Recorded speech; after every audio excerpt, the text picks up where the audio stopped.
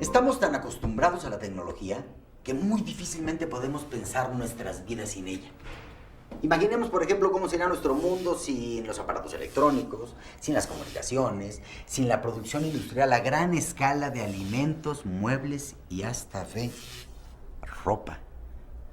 Pues así sería nuestro mundo, muy similar a este, a no ser porque hace aproximadamente 300 años se forjó una revolución muy peculiar en las matemáticas. Fue tan peculiar que solamente hizo falta la existencia de esto. A esa revolución en las matemáticas les llamamos el cálculo. Y cuando digo cálculo no me refiero a lo que dicen algunas personas de vamos a hacer unos cálculos. No, el cálculo es una de las ramas más fascinantes de las matemáticas. Y debemos su existencia a dos grandes pensadores, Isaac Newton y Wilhelm Leibniz, quienes a finales del siglo XVII, y cada quien por su parte, lo descubrieron.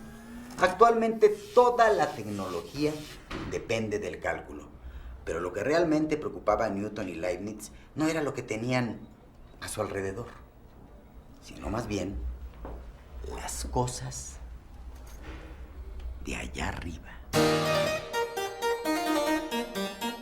Newton nació en 1643, unas cuantas décadas después de que el astrónomo alemán Johannes Kepler descubriera que las órbitas que recorren los planetas y cometas alrededor del Sol tienen la forma de una elipse, que barren áreas iguales en tiempos iguales, y que hay una relación precisa entre la distancia de un planeta al Sol y el tiempo en que tarda en dar una vuelta completa. Estos hallazgos eran sorprendentes, pero Kepler nunca pudo entender por qué los planetas se movían alrededor del Sol de esa manera. Newton tenía en mente una explicación de este fenómeno. Para ello partió de la idea de que los movimientos elípticos de los planetas dependen del mismo fenómeno que hace que las manzanas se caigan de los árboles: la gravedad.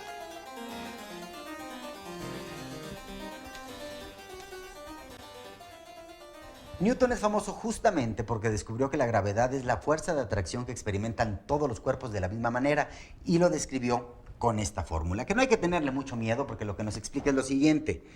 La fuerza de gravedad entre dos cuerpos, por ejemplo, la Tierra y el Sol, es proporcional al producto de sus masas. Esto quiere decir que entre más grandes sean estos cuerpos, mayor será la atracción que haya entre ellos, e inversamente proporcional al cuadrado de la distancia que hay entre ellos, lo que significa que entre mayor distancia hay entre estos cuerpos, la atracción entre ellos va a ser menor.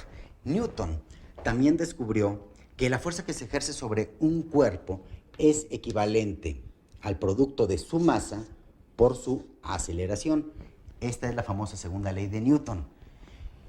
Con toda esta fórmula, Newton estaba seguro que por ahí estaba el secreto de la órbita elíptica anteriormente descrita por Kepler.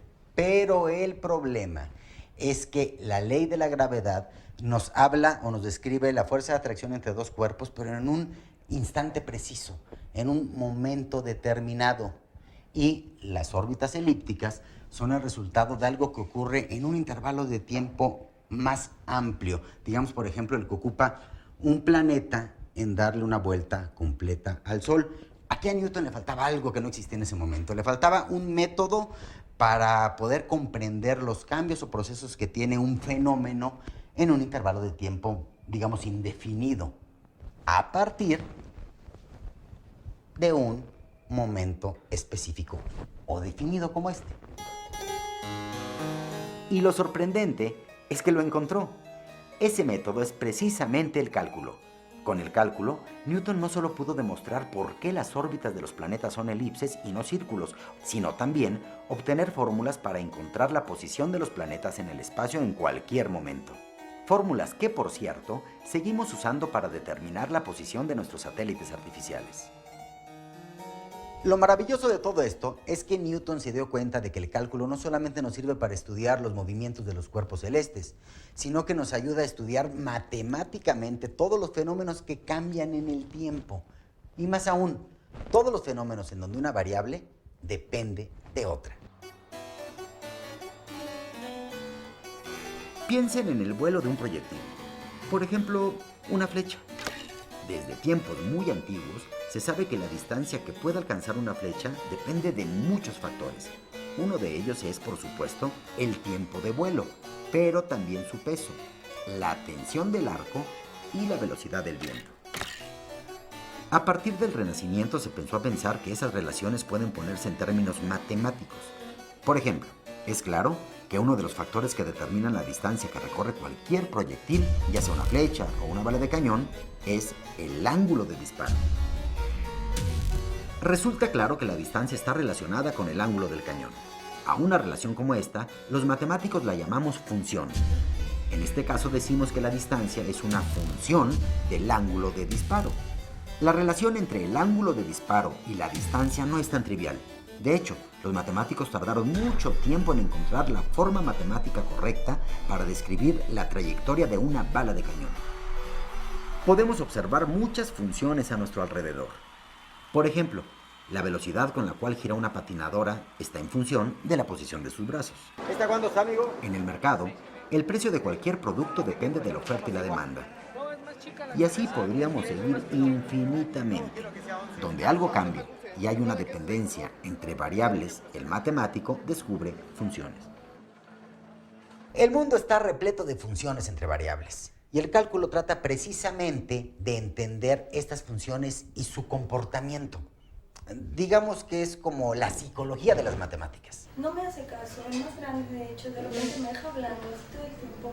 Así como las personas tenemos días buenos y malos, hay funciones que tienen variaciones. Que no sé cómo hacerlo, ¿no? De repente, como que... Pero... Existen casos donde las funciones tienen un máximo.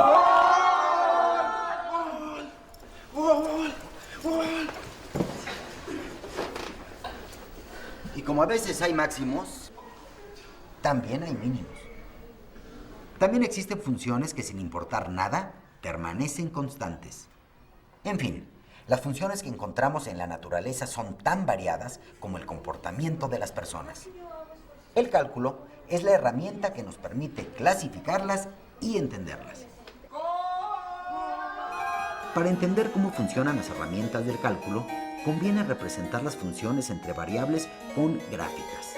En una gráfica, el valor de una función se representa con una línea. Todos hemos visto una gráfica alguna vez. Esta, por ejemplo, representa la temperatura promedio del cuerpo durante el día. Esta, el crecimiento de la población mundial en el último siglo. Y esta, la temperatura promedio de la superficie terrestre desde 1864. Para hacer una gráfica necesitamos que una variable cambie en función de otra. Por ejemplo, un carro en movimiento. Un carro tiene que frenar, acelerar, cambiar de dirección y todo eso provoca continuos cambios. ¿Por qué no se suben a mi auto de prueba? Con este coche podemos hacer los movimientos básicos como acelerar y frenar sin problema. Usemos este vehículo para ver cómo se construye una gráfica. Graficaremos la distancia que recorre el coche en función del tiempo.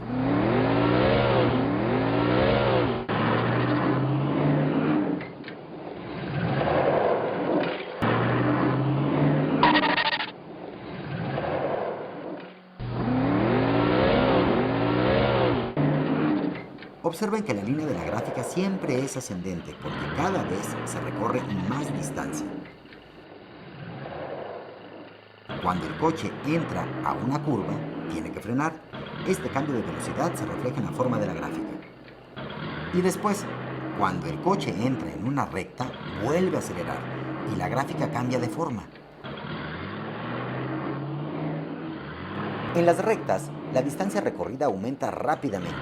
Y en la gráfica vemos este aumento en la pendiente de la curva que se inclina más hacia arriba. Pero en las curvas, la reducción de velocidad hace que la inclinación de la línea sea menor.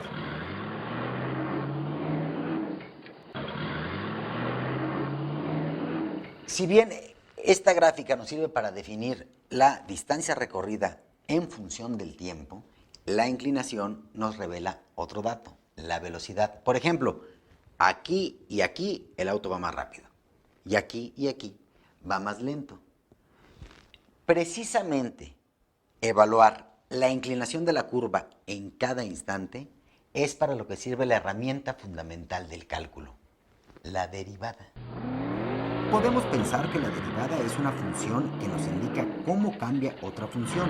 Por ejemplo, hemos descubierto que la velocidad del coche está representada por la inclinación de la gráfica de la distancia que recorre. Para medir esta inclinación podemos dibujar una línea recta que toque la curva en cada punto y que tenga la misma inclinación que ella. Podemos dibujar un triángulo con un lado horizontal, otro vertical y el tercero sobre la línea inclinada. Si mantenemos fija la base del triángulo y lo movemos a lo largo de la curva, su altura va cambiando. Es mayor cuando la curva está más inclinada, así que la altura de esta línea es un buen indicador de la inclinación de la gráfica. ¿Qué les parece si graficamos el tamaño de esta altura? Así obtendremos una gráfica a partir de otra. Fíjense muy bien en el comportamiento de esta nueva gráfica. Cuando el auto va a una velocidad constante, la gráfica es horizontal. Cuando el auto disminuye la velocidad, la gráfica baja. Y cuando la velocidad aumenta, la gráfica sube. La nueva gráfica no es otra que la gráfica de la velocidad en función del tiempo. La derivada de la distancia es la velocidad. Lo interesante es que obtuvimos la gráfica de la velocidad sin estar viendo directamente al velocímetro del auto. Todo a partir de la gráfica de la distancia en función del tiempo, por lo que deducimos entonces que la velocidad es una derivada de la distancia. Pero también conocemos que la velocidad se ve alterada por el tiempo, por lo tanto también se puede derivar. ¿Y qué obtenemos? Pues un dato muy importante que es la aceleración. Y llegamos a otra conclusión. La distancia tiene dos derivadas. La primera de ellas, la velocidad. La segunda, la aceleración. Podemos usar las derivadas para entender matemáticamente las funciones de cosas que cambian en periodos largos de tiempo. Por eso, cuando Newton desarrolló por primera vez el concepto, pudo entender por fin la razón de que las órbitas de los planetas sean elípticas. Lo que Newton hizo fue considerar su fórmula como una función. Y es que miren, en un periodo de un año, la posición del Sol con respecto a los planetas cambia y por lo tanto cambia también la aceleración. Los cuerpos celestes nunca mantienen la misma velocidad y esto es muy notorio en los cometas, que mientras están más cercanos al Sol, su aceleración es mayor y entre más lejanos, esta aceleración disminuye. Y es precisamente en esta relación entre la posición de la Tierra con respecto a su aceleración que Newton descubre el secreto de las órbitas elípticas. Lo que Newton hizo fue formalizar matemáticamente esta relación utilizando la derivada. Con la derivada, Newton pudo relacionar matemáticamente la posición de los planetas con su velocidad y su aceleración. La derivada le permitía, por ejemplo, obtener la velocidad del planeta conociendo solamente la gráfica de la posición. Pero necesitaba una herramienta que le permitiera realizar el proceso inverso, es decir, obtener la posición de un planeta a partir de su velocidad. Esa herramienta es, junto con la derivada, la otra parte fundamental del cálculo. La conocemos como integral. Desde afuera de un coche es fácil graficar la distancia que recorre, pero si uno está adentro, lo que tenemos más a la mano es el velocímetro. Así que lo más fácil, en este caso, no es graficar la distancia, sino la velocidad. ¿Cómo podemos conocer la distancia que recorre el auto? Conociendo solo su velocidad. Lo que necesitamos es encontrar algo en esta gráfica que nos permita realizar el proceso inverso a la derivación. Analicemos una gráfica sencilla de la velocidad. Por ejemplo, cuando vamos a una velocidad constante, es claro que la distancia recorrida aumenta proporcionalmente al tiempo. Si vamos a 60 km por hora, después de 2 horas, habremos recorrido 120 kilómetros en total. Estos 120 kilómetros los podemos visualizar como el área del rectángulo que se forma debajo de la curva de la gráfica. Esa relación se conserva aún cuando la velocidad varía. Siempre la distancia recorrida corresponde al área debajo de la curva. Así que si graficamos cómo crece esa área con el tiempo, obtendremos ni más ni menos la gráfica de la distancia recorrida. Encontrar la función que permite calcular el área bajo la curva de una función es el proceso inverso a derivar y es precisamente la segunda pieza clave del cálculo. El proceso se llama integrar y la función resultante la integral de la función original. Es muy difícil calcular directamente el área de una figura compleja, pero todo mundo sabe calcular el área de un rectángulo. Base por altura. Así que una forma de encontrar un valor aproximado para el área bajo la gráfica de una función es llenarla de pequeños rectángulos y sumar sus áreas. Es fácil darse cuenta que mientras más angostos sean los rectángulos que pongamos bajo la curva, más exacto será nuestro cálculo del área. Lo que encontraron Newton y Leibniz es la manera de hacer estos rectángulos verdaderamente chiquitos. ¿Qué tanto? Pues infinitamente chiquitos. De hecho, el símbolo que inventó Leibniz para indicar la integral de una función es una S de suma y una especie de D chiquita. Significa algo así como la suma de una infinidad de pequeños rectángulos.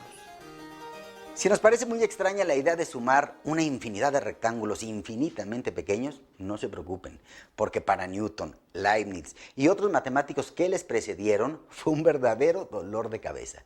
Pero dejando de lado todos los problemas filosóficos que nos plantea el cálculo, si conocemos una función, a través de la derivada vamos a saber cómo cambia en el tiempo. Y si sabemos cómo cambia en el tiempo, a través de la integral vamos a saber de cuál función se trata. Con la derivada y la integral, los científicos por fin tuvieron las herramientas necesarias para entender matemáticamente todos los fenómenos que cambian con el tiempo. Combinando las derivadas con las integrales, transformaron muchas de las viejas fórmulas que conocían en nuevas fórmulas que podían estudiarse por medio del cálculo. Pues aquí está de nuevo la fórmula de Newton. Recuerden, aquí tenemos la distancia, aquí tenemos la aceleración, que hay que recordar que es una derivada de la velocidad en función del tiempo, la que a su vez es una derivada de la distancia en función del tiempo. Y bueno, pues obtenemos una ecuación que aparentemente es muy compleja. Tenemos de este lado a la distancia solita y acá la tenemos como una segunda derivada.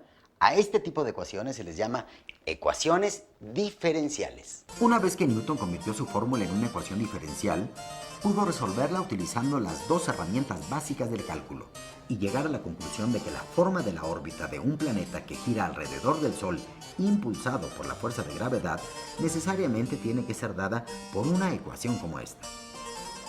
Esta es la ecuación de una figura cónica, es decir, una hipérbola, parábola o elipse. Pero las hipérbolas y parábolas son abiertas, es decir, describen órbitas de cuerpos que una sola vez se acercan al Sol y después se alejan para siempre. Como este no es el caso de los planetas y los cometas conocidos, Newton concluyó que sus órbitas solo pueden tener una forma, la de una elipse. Este descubrimiento es sin duda uno de los logros más grandes de la civilización. Desde entonces, no se puede concebir al mundo sin el cálculo. La tecnología fue una de las actividades más beneficiadas con el nacimiento del cálculo. El cálculo permitió diseñar nuevas máquinas y edificar construcciones que nadie había imaginado.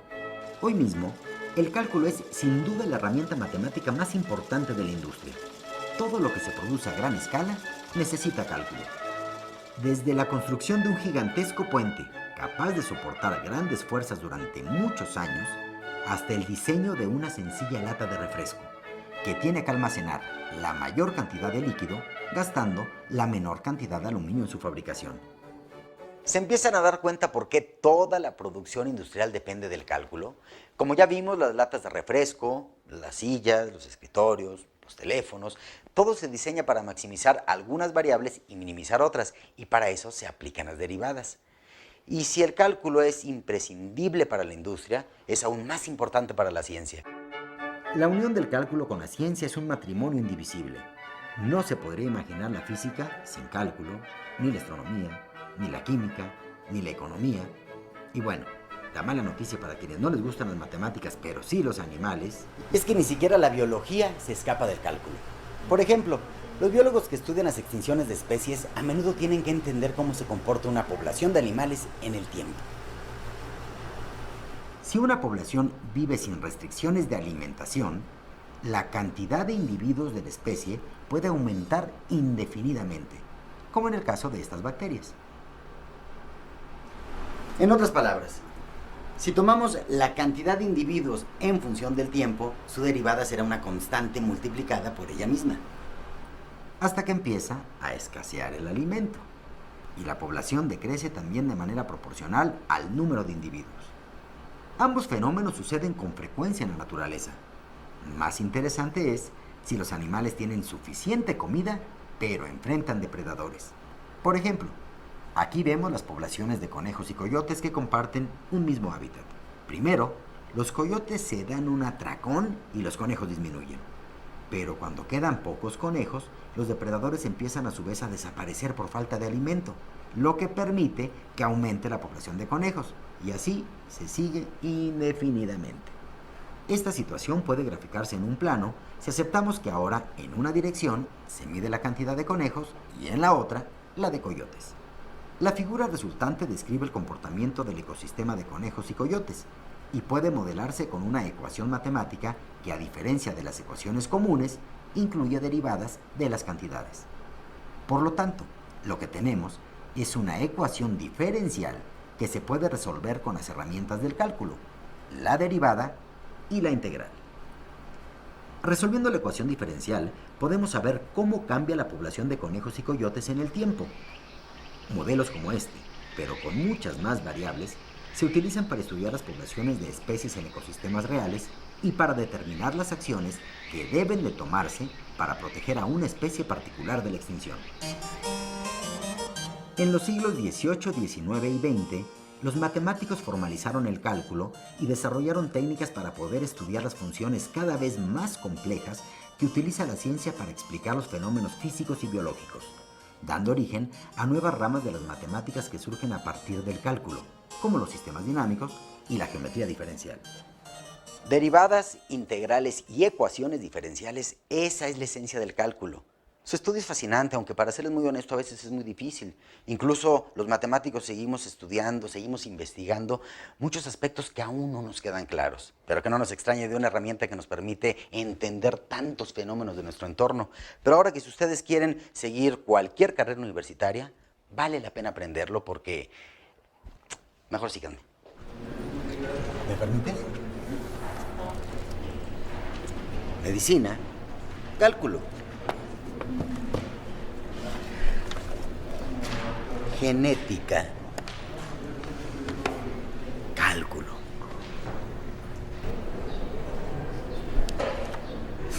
Astronomía, cálculo.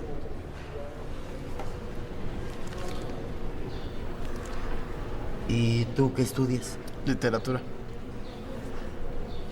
Bueno, ni siquiera el cálculo es perfecto.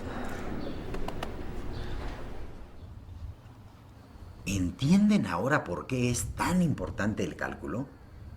Es la herramienta matemática que ha permitido crear nuestra tecnología y estudiar todo lo que nos rodea.